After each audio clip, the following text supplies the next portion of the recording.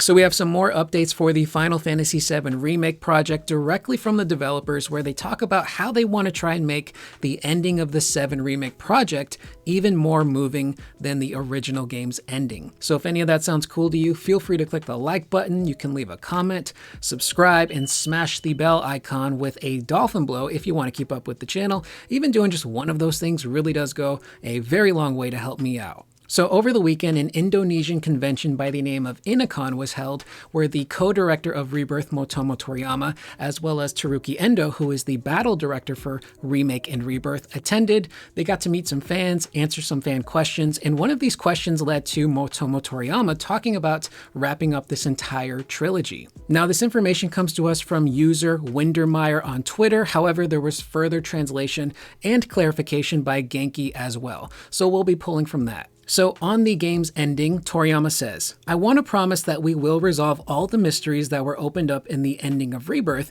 and deliver an even more moving ending than the original." So starting off with that first half, resolving all of the mysteries that have currently been set up. Thank frickin' God. I love 7 Remake. I love Rebirth. I love the story, the twists and turns, what they're setting up. But one criticism I have that many others have is that oftentimes in these games, they wait until the very end to give us those really big story moments in developments. And that leaves the player just kind of with more questions than answers more than anything. And they do sprinkle some stuff here and there, but in Remake Part 3, they really have to make sure that they sprinkle big developments throughout the entirety of the game. You don't have the luxury of waiting until the very end and setting up another game. You got to make sure that stuff gets out consistently from beginning to end. And to know that they're aware of that is incredibly reassuring, to know that they're going to give us answers on just about everything that's been set up so far. And again, I'm fully on board with what these developers are doing. They know what they're doing with the characters, the story, the world building, the developments, even taking elements of the compilation that were not great and reincorporating them into this trilogy in a way that works. Deep Ground, Nero, Weiss, hell, probably even Genesis in Part 3. They're handling everything so much better this go around, and I cannot wait to see how they incorporate more stuff from the compilation, but also just give us those answers. Because you don't have the luxury of a Part 4 to set up and wrap things up. Now, for that latter half, how do you make the ending of the 7 Remake project even more moving than the original? Well, we have to take a look at the ending of the original FF7, which I believe Nojima-san, who is the scenario writer of all of Final Fantasy VII, has stated that the ending of FF7 OG is kind of a bad ending, and it is really open-ended. Meteor is attacking the planet, but at the very last second, Aerith and the livestream show up to stop it. We get quick flashes of all of our party members, and then we end on the face of Aerith in the livestream with this really hopeful musical cue, and then it fades to black. And even though we don't have a definitive ending there, something about that ending, seeing Aerith, hearing that music, lets us as the players know everything is going to be okay. And that's a super reassuring ending, even if it is kind of open-ended. Now flash forward to Advent Children, which is the sequel. We know not everything turned out okay. The planet is ravaged by geostigma, its inhabitants are getting sick, and there's seemingly no cure. Cloud has been infected, but he also hasn't been able to work through his survivor's guilt and his trauma and his PTSD, and he's now a recluse living on his own delivering mail. He figures, I couldn't save anybody, what good am I? And that's essentially where the characters are in Advent Children. Now, eventually Cloud will learn to work through that trauma and forgive himself and let go of all of that guilt. And by the end of Advent Children, he's driving around the country delivering mail to people just free. It's a really great ending. I love the ending of, I believe it's the Japanese version of Advent Children. It's a fantastic ending. But to make the ending of the trilogy more moving, how do you do that? And I think you do it by giving the characters in the story, the world, closure and a happy ending. It works for the characters and it works for us as the players. Now, naturally, by giving those characters closure and a happy ending, I think you technically skirt and avoid Advent Children. Because in Part 3, when Cloud awakens and becomes his true self, if he can work through his PTSD, his trauma, and survivor's guilt in that game, there won't be a reason for him to hold on to it for Advent Children. They will essentially prevent Advent Children. And I think that's what's going to happen. I think there's going to be that heart-to-heart moment where Cloud is communicating with, Omni Aerith, the livestream Aerith, where they have that conversation where Aerith tells Cloud, look, you have to forgive yourself. What happened to me, what happened to Zack, what happened to your mom, your town, Tifa, none of that is your fault. So stop blaming yourself. And as they're about to fight Sephiroth, Aerith literally tells Cloud, I saw what you did back there.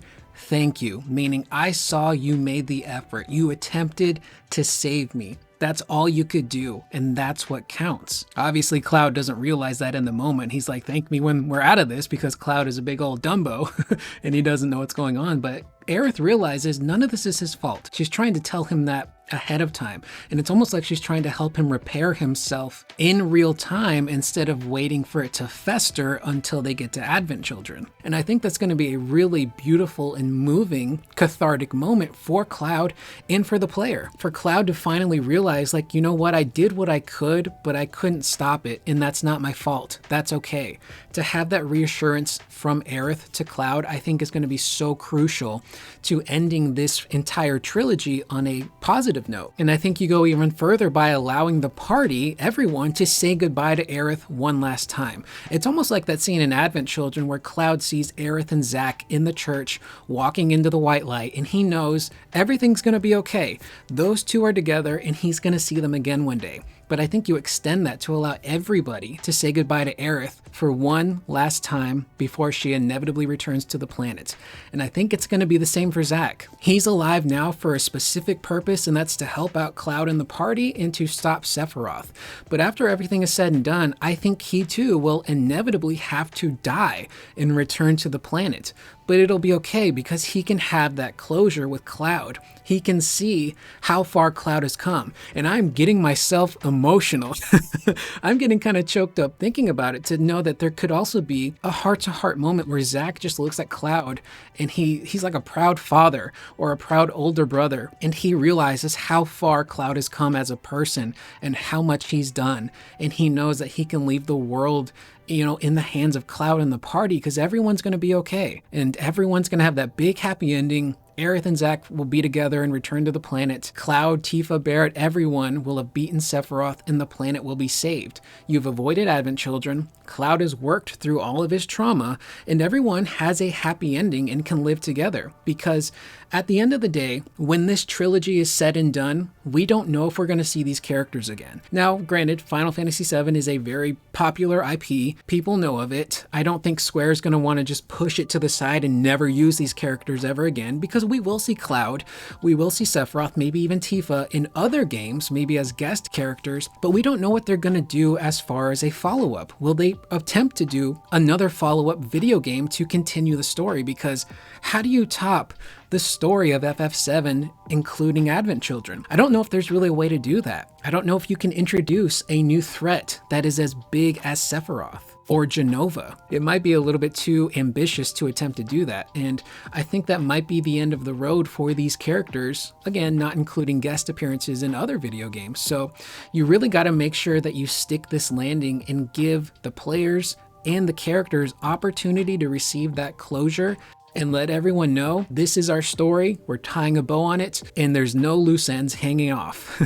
You know, so that could be incredibly, incredibly gratifying. And I know the developers have stated in the past that this entire remake trilogy will eventually link up to Advent Children, but that doesn't necessarily mean that it will be Advent Children. And I think, like what I've said earlier in the video, it will link up to Advent Children in the sense that Cloud will go through that Advent Children journey just in Remake Part 3. It just kind of makes sense to wrap all that stuff up and let Cloud take all the weight off of his shoulders with Aerith.